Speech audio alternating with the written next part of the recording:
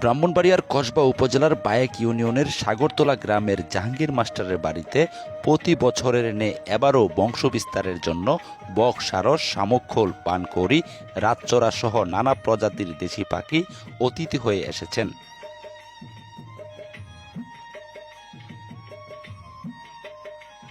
19 April শনিবার বিকালে সরজমিনে গিয়ে এমনটাই দেখা গেছে।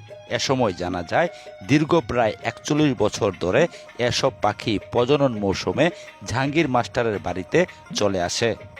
তারপর মায়ার বন্ধনে পাখিপ্রেমিক জাহাঙ্গীর মাস্টার সহ এলাকাবাসীকে আবদ্ধ করে পাখিগুলো বংশবিস্তার শেষে আবার চলে যায় অজানা গন্তব্যে।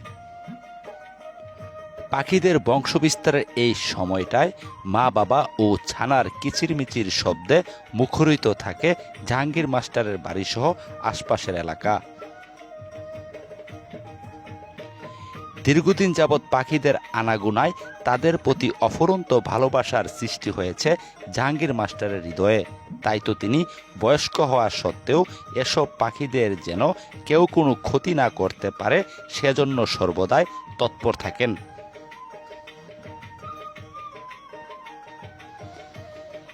দেখা যায় বক, সারস, শামুক-খোল, পানকৌড়ি, রাতচরা সহ বিভিন্ন প্রজাতির পাখিতে মুখর এখন জাহাঙ্গীর মাস্টারের বাড়ি।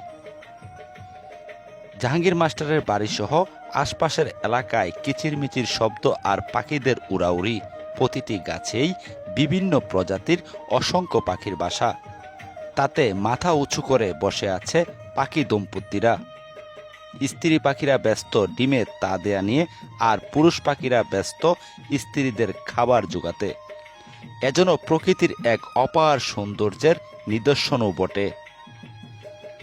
পাখিপ্রেমিক জাহাঙ্গীর মাস্টার জানান, এসব পাখি প্রতি বছর বংশবিস্তারের জন্য বছরের মাঝামাঝি সময়ের দিকে এসে গাছের ডালে ডালে বাসা বাঁধে, আবার বংশবিস্তার করে বছরের শেষের দিকে চলে যায় অজানা গন্তব্যে।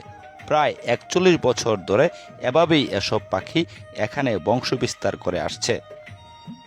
সবচেয়ে অবাক করার মতো বিষয় হচ্ছে যে এসব পাখি বংশবিস্তারের জন্য শুধু জাহাঙ্গীর মাস্টারের বাড়িটিকেই বেছে নিয়েছেন। আশপাশের অন্যান্য বাড়ির গাছে এসব পাখি বাসা বাঁধে না।